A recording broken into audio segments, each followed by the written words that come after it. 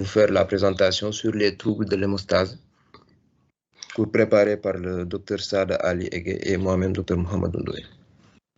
Donc pour ce faire, nous allons utiliser le plan suivant: les généralités avec la définition, l'intérêt, les rappels, diagnostic positif différentiel de retentissement étiologique, un chapitre de traitement avec les buts, les moyens, les indications et conclure enfin.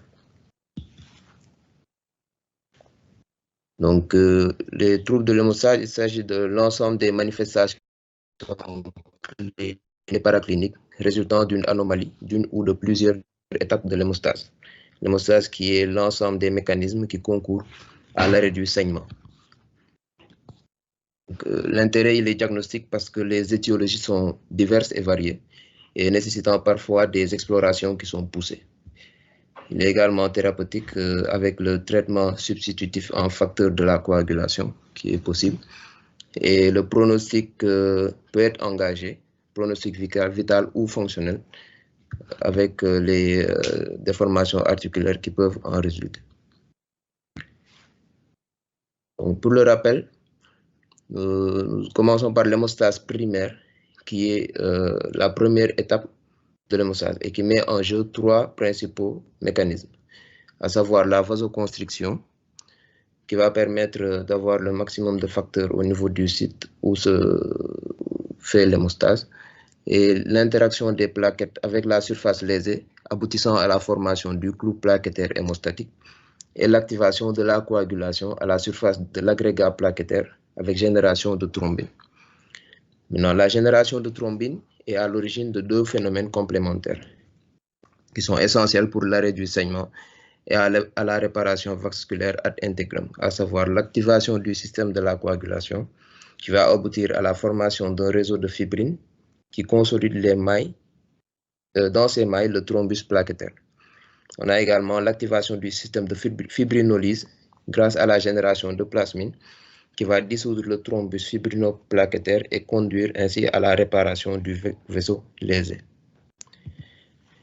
Ici, nous avons les facteurs qui interviennent dans la coagulation, à savoir le facteur numéro 1 qui est le fibrinogène, le facteur 2, la prothrombine, le facteur 3, la thromboplastine tissulaire, le facteur 4, c'est le calcium, le facteur 5, la proaccélérine, le facteur 6, c'est l'accélérine, le facteur 7, la proconvertine, le facteur 8, c'est le facteur anti-hémophilique A, le facteur 9, qui est le facteur anti-hémophilique B, le facteur 10, le facteur Swart, le facteur 11 ou facteur de Rosenthal, le facteur 12, facteur de Eggemann, et le facteur 13 qui est le facteur stabilisateur de la fibrine. Et en dernier, on a le facteur de von Willebrand. Ici, nous avons un schéma qui synthétise l'hémostase avec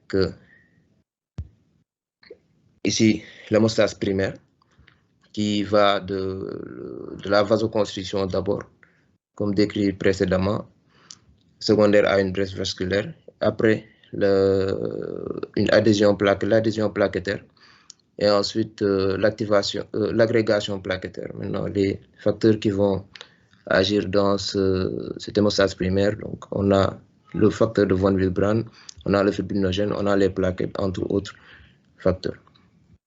Ici, après, c'est la coagulation qui vient, encadrée ici en rouge, avec deux voies, une voie exogène et une voie endogène.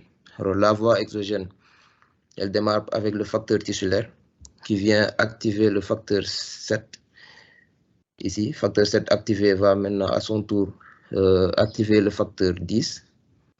Et le facteur 10, avec son cofacteur, le facteur 5, excusez-moi, activé, va activer la prothrombine, le facteur 2, en thrombine, qui va transformer le fibrinogène en fibrine, qui sera insoluble et consolider le clou plaquettaire. Alors ici, pour la voie endogène, démarre avec le facteur 12, qui sera activé, et facteur 12 active le facteur 11. Après, le facteur 11 va activer le facteur 9. Le facteur 9 avec le cofacteur, le facteur 8, vont activer le facteur 10 Et puis, la chaîne va continuer jusqu'à l'activation de la prothrombine en thrombine, puis transformation du fibrinogène en fibrine. Et ici, enfin, on a la fibrinolyse qui va commencer avec le plasminogène qui est activé par les activateurs tissulaires du plasminogène en plasmine. Le plasmine va dégrader la fibrine et permettre une reperméabilisation du vaisseau. Donc, pour le diagnostic positif, on a comme circonstance de découverte, ça peut être au cours d'un saignement prolongé, qui peut être cutané avec des pétéchies ou des échymoses, un saignement muqueux avec un épistaxis, une gingivorragie, ou bien un saignement viscéral par hématémèse, hématurie. Elle peut être également découverte fortuite devant un bilan biologique anormal avant une chirurgie, ou bien dans le cadre de l'exploration d'une pathologie sous-jacente. L'interrogatoire va préciser l'âge de l'enfant, le sexe, la localisation et la nature du saignement. Donc, on peut avoir un épistaxis, une gingivorragie, échymose, purpura, une hémorragie digestive, un hématome, ou bien des hémorragies cutanéo-muqueuses. Bon, différencier les hémorragies cutanéo-muqueuses ou hémorragies profondes qui vont avoir des orientations étiologiques. Il va falloir également apprécier l'importance des saignements et le mode d'apparition, si c'est spontané ou bien provoqué après un traumatisme ou bien un geste invasif, comme une chirurgie, piqûre, circoncision ou autre. Donc, l'examen physique va essayer de mettre en évidence des échymoses, des pétéchies, un purpura ou bien des hématomes. Également des hémorragies muqueuses comme hémorragie conjonctivale, une gingivorragie, un épistaxis. Mettre en évidence une hémorragie digestive, haute ou basse, une hématurie, une ménorrhagie. Et on peut également voir un hémarthrose ou bien des déformations articulaires qui sont secondaires à ces hémarthroses-là. On peut également voir une hépatosplénomégalie. Il va falloir également faire un examen neurologique à la recherche de signes d'hémorragie cérébro-méningée. Alors ici, on a des images qui montrent ici à gauche un purpura. Et ici au milieu, on a un céphalohématome. Et là, à droite, on voit l'hémarthrose ici au niveau du genou droit. Donc, des examens paracliniques peuvent également être faits, comme une imagerie cérébrale, thoraco-abdominale ou articulaire pour la détection des saignements profonds. On fait également une numération plaquettaire.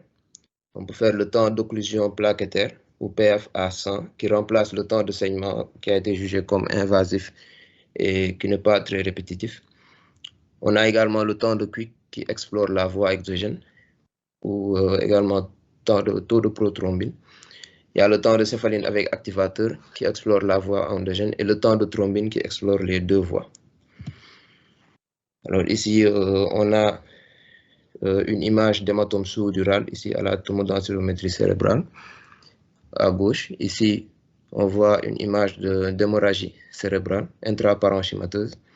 Et là, à droite, on a un hématome du psoas, ici matérialisé au niveau par la flèche. Alors, ici, on a également un schéma qui met en évidence la cascade de la coagulation in vitro et la position des principaux tests. Ici, on voit la voie endogène qui est explorée par le temps de céphaline avec activateur.